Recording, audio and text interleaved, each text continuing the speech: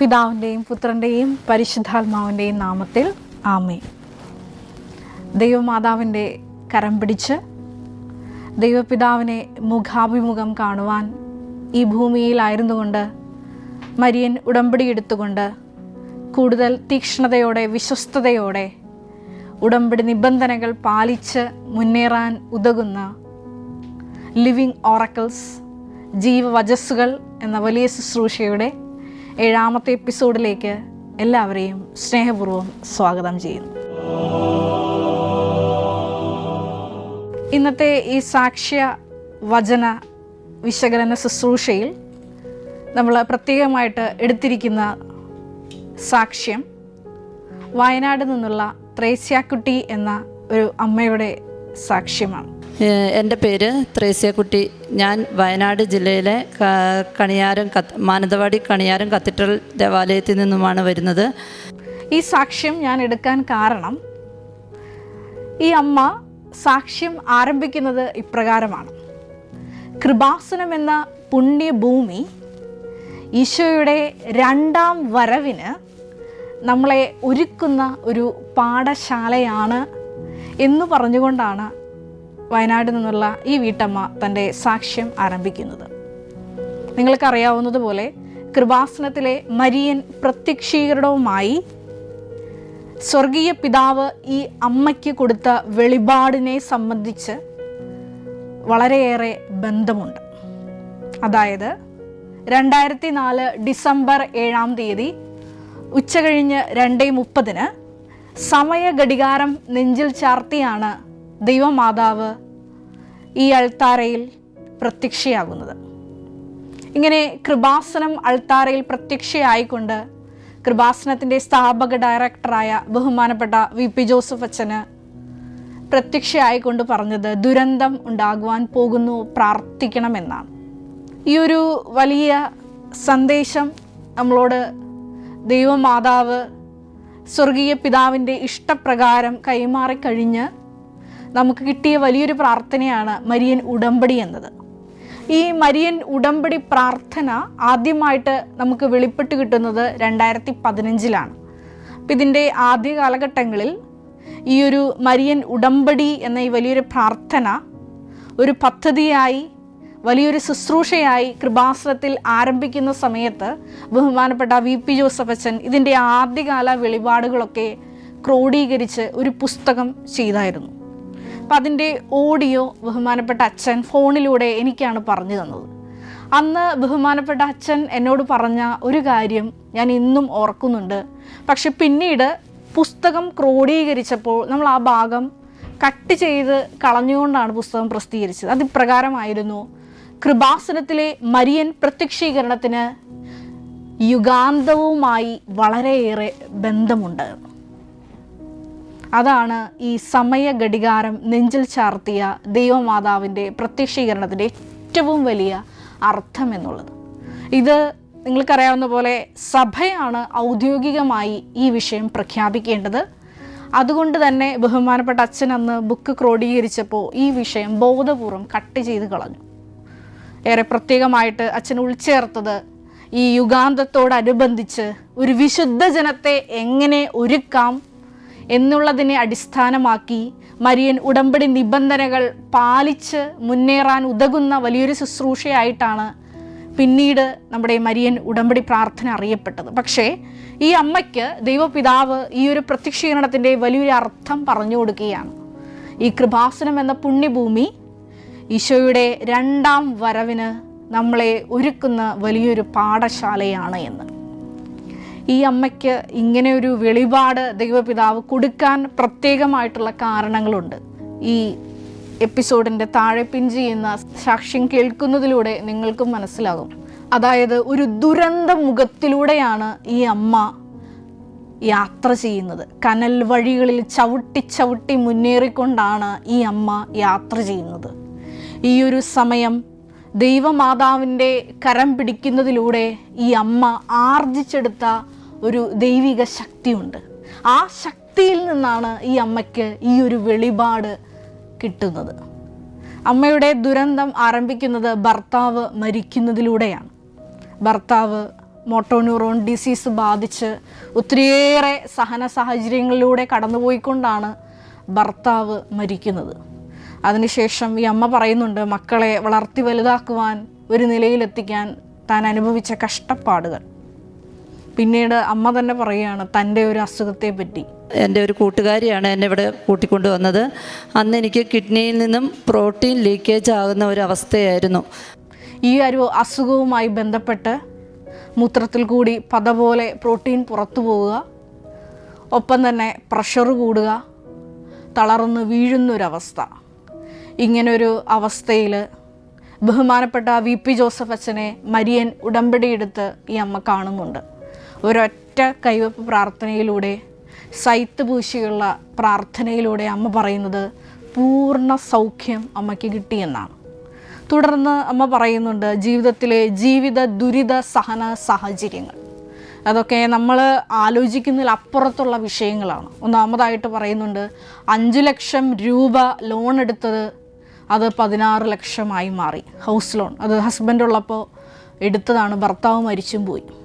വീണ്ടും പറയുന്നുണ്ട് മകൻ്റെ വിദ്യാഭ്യാസത്തിന് വേണ്ടി 4 ലക്ഷം രൂപ എടുത്തത് അത് 8 ലക്ഷം രൂപയായി. പക്ഷേ മരിയൻ ഉടമ്പടി പ്രാർത്ഥനയുടെ യോഗ്യതയാൽ സമയ ചുരുക്കത്തിലാണ് ദൈവമാതാവ് ഈ 2 വലിയ കടഭാരത്തിൽ നിന്നും ഈ അമ്മയ്ക്ക് മുക്തി നൽകുന്നത്. വീണ്ടും വീട് കെട്ടിപ്പടുക്കാൻ നോക്കുമ്പോൾ വീടാകെ ഉറഞ്ഞ അവസ്ഥയിലാണ്. അപ്പോൾ ഇതൊന്ന് അളന്ന് ഒരു മതിൽ കെട്ടേണ്ട ഒരു സാഹചര്യം വന്നപ്പോൾ ഈ അമ്മ പറയുന്നുണ്ട് അയൽവാസികൾ 21 പേർ ചേർന്നാണ് ഈ അമ്മയ്ക്കെതിരെ പഞ്ചായത്തിൽ കംപ്ലൈൻറ്റ് കൊടുത്ത് അത് മുനിസിപ്പാലിറ്റിയിലോട്ട് ഹാൻഡ് ഓവർ കൊടുക്കുന്നു. പിന്നീട് ഓവർസിയർ വന്ന് മതിൽ പണി സ്റ്റോപ്പ് ചെയ്യാൻ ഒരു ഓർഡർ ഇടുന്നു. അപ്പോഴും ഇവർ ചെയ്യുന്നത്, അപ്പം ഞാൻ ഇവിടുന്ന് കൊണ്ടുപോയ വെഞ്ചരിച്ച ഉപ്പും അത് 4 ദിക്കിലും ഇട്ടിരുന്നു. പിന്നെ അതോടുകൂടി എൻ്റെ എല്ലാ പിന്നെ കൃപാസന മാതാവിൻ്റെ ഒരു കാശുരൂപം എൻ്റെ ആ കെട്ടിയ ആ മതിലിൻ്റെ ഫ്രണ്ട് മതിലിൻ്റെ ഉള്ളിലേക്ക് പിന്നെ വെക്കുകയും ചെയ്തു. അതിൻ്റെ ഫലമായിട്ട് എനിക്ക് പെർമിറ്റ് കിട്ടുകയും കെട്ടിയ വഴിയിൽ കൂടെ തന്നെ കെട്ടിക്കോളാൻ പഞ്ചായത്ത് അനുവദിക്കുകയും ചെയ്തു. പുറപ്പാട് 14:14 തിരുവചനം അനുസരിച്ച് നിങ്ങൾ ശാന്തരായിരുന്നാൽ മതി, കർത്താവ് നിങ്ങൾക്ക് വേണ്ടി യുദ്ധം ചെയ്യും എന്ന തിരുവചനം അനുസരിച്ച് ദൈവമാതാവ് നേരിട്ട് ആ വിഷയത്തിൽ ഇടപെട്ട് ഓവർസിയറിനെ കൊണ്ട് തന്നെ ഈ കേസ് പിൻവലിപ്പിക്കുകയും തുടർന്ന് ഈ അമ്മയ്ക്ക് മതിൽ പണി തുടരുവാനും സാധിക്കുന്നു. വീണ്ടും ഈ അമ്മ ഉടമ്പടിയിൽ വെക്കുന്നുണ്ട്, ഇങ്ങനെ വീട് പണിയൊക്കെ പൂർത്തിയായി കഴിഞ്ഞപ്പോൾ എൻ്റെ മകന് നല്ലൊരു വിവാഹാലോചന വരണം, അത് ദൈവമാതാവ് ആഗ്രഹിക്കുന്ന രീതിയിൽ തന്നെ വരണം. അമ്മ പറയുന്ന പ്രകാരമാണ് മരിയൻ ഭക്തയായ ഒരു മകളെ ദൈവമാതാവ് തന്നെ ഉണ്ടാക്കിയ ഒരു സാഹചര്യത്തിലൂടെ എൻ്റെ മകന് ജീവിത പങ്കാളിയായി ലഭിച്ചു എന്ന്. പിന്നെ ഈ അമ്മ പറയുന്നത് കുറച്ചും കൂടി നമ്മളെ ഇരുത്തി ചിന്തിപ്പിക്കുന്നതാണ്. ഞാൻ കല്യാണം വിളിക്കാൻ പോകുമ്പോൾ ഈ പേപ്പർ കൊണ്ട് ആയിരുന്നു ഞാൻ പോയിക്കൊണ്ടിരുന്നത്. എല്ലാ വീട്ടിലും ഞാൻ ഈ പേപ്പർ കൊടുത്ത് ഈശോയെക്കുറിച്ചും മാതാവിനെക്കുറിച്ചും പറയും. ഞാൻ ഈ വിവാഹ ക്ഷണക്കത്തിനൊപ്പം കൃപാസനം പത്രവുമായിട്ടാണ് ഞാൻ ഓരോ ഭവനങ്ങളിലോട്ടും കടന്നു ചെന്നത്. ആ ഭവനങ്ങളിൽ ഓരോ ഭവനത്തിലും ചെന്ന് ഞാൻ ഓരോ മക്കളോടും കൃപാസനത്തിലെ ദൈവമാതാവിൻ്റെ വലിയ പ്രവർത്തനങ്ങളെക്കുറിച്ച് അവരെ ബോധ്യപ്പെടുത്തി കൊടുക്കും, സ്വന്തം അനുഭവങ്ങൾ പങ്കുവയ്ക്കും. അങ്ങനെയാണ് എൻ്റെ മകൻ്റെ വിവാഹത്തിലേക്ക് അവരെ ഞാൻ ക്ഷണിച്ചത് എന്ന്. ഇപ്രകാരം ജീവിത സഹന സാഹചര്യങ്ങളിൽ നിന്നുകൊണ്ട് തന്നെ സുവിശേഷ പ്രഘോഷണം നടത്തിയ അമ്മയ്ക്കാണ് സ്വർഗം ആ വലിയ വെളിപാട് കൊടുത്തത്. അതായത് കൃപാസനം ഈശോയുടെ 2ാം വരവിനായി നമ്മളെ ഒരുക്കുന്ന വലിയ പുണ്യഭൂമിയാണെന്ന്. വീണ്ടും നമ്മൾ ഈ സാക്ഷ്യത്തിൽ കേൾക്കുന്നുണ്ട്, ഈ അമ്മ ഒരു നഴ്സിംഗ് അസിസ്റ്റൻ്റാണ് കോഴിക്കോട് മെഡിക്കൽ കോളേജിൽ. അതുകൊണ്ട് തന്നെ ഒരുപാട് രോഗികളെ ഈ അമ്മയുടെ മുമ്പിൽ കിട്ടും. ഈ രോഗികൾക്കെല്ലാം വിശുദ്ധ തൈലം പൂശി അവരെ ശക്തിപ്പെടുത്തിയാണ് ഈ അമ്മ അവരെല്ലാം യാത്രയാക്കുന്നത്. അതിൽ തന്നെ 1-2 വലിയ ദൈവാനുഭവങ്ങൾ ഈ അമ്മ പങ്കുവയ്ക്കുന്നുണ്ട്. ഒരു വിൻസെൻ്റ് എന്ന് പറയുന്ന ഒരു വ്യക്തിയെ തെങ്ങിൻ്റെ മുകളിൽ നിന്ന് വീണിട്ട് ഫുൾ ബ്ലഡ് ഛർദ്ദിക്കുകയായിരുന്നു. ഉടനടി തന്നെ ഞാൻ തൈലം എടുത്ത് നെറ്റിയിൽ കുരിശ് വരച്ച് പിന്നെ പ്രാർത്ഥിച്ചതിന് ശേഷം മാത്രമാണ് ഡോക്ടേഴ്സിനെ കാണിക്കാൻ പോകുകയുള്ളൂ. ഉടനെ തന്നെ അവനും റിക്കവറായി. വീണ്ടും പറയുന്നുണ്ട്, കാറ് കയറി ഇറങ്ങിയൊരു മകനെ ഉടമ്പടി തൈലം തേച്ച് പ്രാർത്ഥിക്കുമ്പോൾ ആ മകന് വലിയ ബ്ലീഡിംഗ് ആയിരുന്നു. കരളിൽ മാരകമായ മുറിവ് പറ്റി ബ്ലീഡിംഗ് ഉള്ള ആ മകന് പൂർണ്ണ സൗഖ്യം കിട്ടുന്നത്. ഇതെല്ലാം മർക്കോസ് 16-17 തിരുവചനത്തിൻ്റെ നേർസാക്ഷ്യമാണ്. വിശ്വസിക്കുന്നവരോട് കൂടെ ഈ അടയാളങ്ങൾ ഉണ്ടായിരിക്കും. അവർ രോഗികളുടെ മേൽ കൈകൾ വയ്ക്കും, അവർ സുഖം പ്രാപിക്കുകയും ചെയ്യും. വീണ്ടും ഈ അമ്മ പറയുന്നുണ്ട് തൻ്റെ പ്രേക്ഷിത പ്രവർത്തനങ്ങളെപ്പറ്റി വാതോരാതെ സാക്ഷ്യത്തിലുടനീളം പറയുന്നുണ്ട്. ഞാൻ കുഷ്ഠരോഗികളുടെ അടുത്ത് ചെല്ലുമ്പോൾ ഉമ്മ കൊടുത്താണ് ഞാൻ അവരെ സ്വീകരിക്കുന്നത്. അതിനുശേഷമാണ് ഞാൻ പത്രം അവർക്ക് കൊടുക്കുന്നത്, കൃപാസനം ദൈവാനുഭവങ്ങളെ പറ്റി പറയുന്നത്. ക്യാൻസർ രോഗികളായ മക്കൾക്കൊക്കെ ഞാൻ ഉടമ്പടി തൈലം തേച്ച് പ്രാർത്ഥിക്കും. ഒത്തിരിയേറെ ടെർമിനലി ഇല്ലായിട്ടുള്ള പേഷ്യൻസിൻ്റെ അടുത്ത് ചെല്ലുമ്പോൾ ഉടമ്പടി തൈലം തേച്ച് പ്രാർത്ഥിക്കുമ്പോൾ ഒത്തിരിയേറെ മക്കൾക്ക് അതുവഴി നല്ല മരണം പ്രാപിക്കാൻ സാധിച്ചു എന്ന് അമ്മ സാക്ഷ്യത്തിൽ പറയുന്നുണ്ട്. ഒപ്പം തന്നെ രോഗികളായിട്ട് ഏറെ പ്രത്യേകിച്ച് കൈകാലുകളൊക്കെ മുറിച്ച് കളയേണ്ട അവസ്ഥയിലായിരിക്കുന്ന രോഗികൾക്കൊക്കെ ഒരുപാട് പേർക്ക് മരിയൻ ഉടമ്പടി തൈലത്തിലൂടെ സമാശ്വാസം പകരാൻ സാധിച്ചു എന്നും ഈ അമ്മ ഈ സാക്ഷ്യത്തിൽ പറയുന്നുണ്ട്. ഇപ്രകാരം തൻ്റേതായ ജീവിത സാഹചര്യങ്ങളിൽ നിന്നുകൊണ്ട് ക്രിസ്തു കൈമാറ്റത്തിൻ്റെ വലിയൊരു കാവലാളായി പ്രവർത്തിച്ചപ്പോഴാണ് സ്വർഗം ഈ മകൾക്ക് ഈ വെളിപാട് കൊടുത്തത്. ഞാൻ ഈ സാക്ഷ്യം, ഈ അമ്മയുടെ സാക്ഷ്യ അനുഭവങ്ങൾ ചുരുക്കുമ്പോൾ കൃപാസനത്തിലെ മരിയൻ പ്രത്യക്ഷീകരണം യുഗാന്തവുമായി എങ്ങനെ ബന്ധപ്പെട്ടിരിക്കുന്നു എന്ന് നിങ്ങളോട് പ്രത്യേകമായിട്ട് പറയാൻ ആഗ്രഹിക്കുകയാണ്. നമ്മൾ ബഹുമാനപ്പെട്ട VP ജോസഫ് അച്ഛൻ്റെ വചന ക്ലാസ്സുകളിലൂടെ, പ്രബോധന ധ്യാനങ്ങളിലൂടെ നിങ്ങൾക്ക് എല്ലാവർക്കും പരിചിതമായിട്ടുള്ളൊരു വചനമാണ് വെളിപാട് 12:14 എന്നുള്ളത്. സർപ്പത്തിൻ്റെ വായിൽ നിന്ന് രക്ഷപ്പെട്ട് തൻ്റെ സങ്കേതമായ മരുഭൂമിയിലേക്ക് പറന്നു പോകുവാൻ വൻ കഴുകൻ്റേതുപോലുള്ള 2 ചിറകുകൾ അവൾക്ക് നൽകപ്പെട്ടു. വീണ്ടും നമ്മൾ വചനത്തിൽ വായിക്കുന്ന ഇപ്രകാരമാണ്. വെളിപാട് 12:14 തന്നെ സമയവും സമയങ്ങളും സമയത്തിൻ്റെ പകുതിയും അവൾ അവിടെ സംരക്ഷിക്കപ്പെടേണ്ടിയിരിക്കും. പ്രഭാഷകൻ്റെ പുസ്തകത്തിൽ 40-ാം അധ്യായം 1-ാം തിരുവചനത്തിൽ ഇപ്രകാരം ഒരു ശക്തമായിട്ടുള്ളൊരു വചനമുണ്ട്. വചനം ഇപ്രകാരമാണ്: മാതാവിൻ്റെ ഉദരത്തിൽ നിന്ന് പുറത്തു വരുന്ന നിമിഷം മുതൽ സർവരുടെയും മാതാവിൻ്റെ അടുക്കൽ എത്തിച്ചേരുന്നതുവരെ ആദത്തിൻ്റെ സന്തതികളുടെ മേൽ ഭാരമുള്ള ഒരു നുഖം വയ്ക്കപ്പെട്ടിരിക്കുന്നു എന്ന്. അതായത് നമുക്കറിയാം, ജനിച്ച് വീഴുന്ന അന്നു മുതൽ നമ്മുടെ ഈ നുഖം നമ്മൾ പ്രത്യേകമായിട്ട് പേറുകയാണ്. ഈ നുഖം പേറിക്കൊണ്ടാണ് നമ്മുടെ ഈ യാത്ര നമ്മൾ തുടരുന്നത്. ഈ വെളിപാടിൻ്റെ 12-ാം അധ്യായം 14-ാം തിരുവചനത്തിൽ നമ്മൾ വായിക്കുന്നത് അതുതന്നെയാണ്. സർപ്പത്തിൻ്റെ വായിൽ നിന്ന് രക്ഷപ്പെട്ട് തൻ്റെ സങ്കേതമായ മരുഭൂമിയിലേക്ക് പറന്നു പോകുവാൻ വൻ കഴുകൻ്റേതുപോലുള്ള ചിറകുകൾ അവൾക്ക് നൽകപ്പെട്ടു. ഈ ചിറകുകൾ നൽകപ്പെട്ടില്ലെങ്കിൽ, ഈ ഒരു ഭാരലഘുത്വം നമുക്ക് അനുഭവപ്പെട്ടില്ലെങ്കിൽ തീർച്ചയായിട്ടും ഇത് നമുക്ക് നീന്തിക്കടക്കുവാൻ സാധ്യമല്ല. അതുകൊണ്ടാണ് പരിശുദ്ധ അമ്മയെ ഈ കടക്കാൻ വേണ്ടിയിട്ട് നമുക്ക് നൽകിയിരിക്കുന്നത്. അതാണ് കൃപാസനം മരിയൻ ഉടമ്പടിയുടെ വലിയൊരു ബലം എന്ന് പറയുന്നത്. ഈ ഞാൻ നേരത്തെ പറഞ്ഞ ഈ ത്രേസ്യാക്കുട്ടി എന്ന അമ്മ, വയനാട്ടിൽ നിന്നുള്ള അമ്മ എങ്ങനെയാണ് തൻ്റെ ജീവിത പ്രശ്നങ്ങളെ നീന്തി കയറിയത്? ഇത് ദൈവമാതാവിൻ്റെ കരം പിടിച്ചുകൊണ്ടാണ്. അതാണ് വെളിപാട് 12:14. വൻ കഴുകൻ്റേതുള്ള ചിറകുകൾ നൽകപ്പെട്ടു. വിനയത്തിൻ്റെയും സമർപ്പണത്തിൻ്റെയും ഉടമ്പടി ചിറകുകൾ നൽകപ്പെട്ടതിലൂടെയാണ് സമയ ചുരുക്കത്തിനുള്ളിൽ ആ മകൾക്ക് വലിയ സാക്ഷിയാകാൻ സാധിച്ചത്. അത് ഈ ഭാരമുള്ള നുഖം നമ്മളുടെ മേൽ വയ്ക്കപ്പെടുമ്പോൾ തീർച്ചയായിട്ടും ദൈവമാതാവിൻ്റെ കരമാണ് നമ്മളെ താങ്ങി നിർത്തേണ്ടത്. വീണ്ടും നമ്മൾ ദാനിയേലിൻ്റെ പുസ്തകത്തിലാണ് യുഗാന്തത്തെ പറ്റി പ്രതിപാദിപ്പിക്കുന്ന വലിയൊരു ഭാഗം നമ്മൾ വായിക്കുന്നത്. ദാനിയേലിൻ്റെ പുസ്തകം നിങ്ങൾക്കറിയാവുന്ന പോലെ അപ്പക്കാലിപ്റ്റിക്കൽ പുസ്തകമാണ്.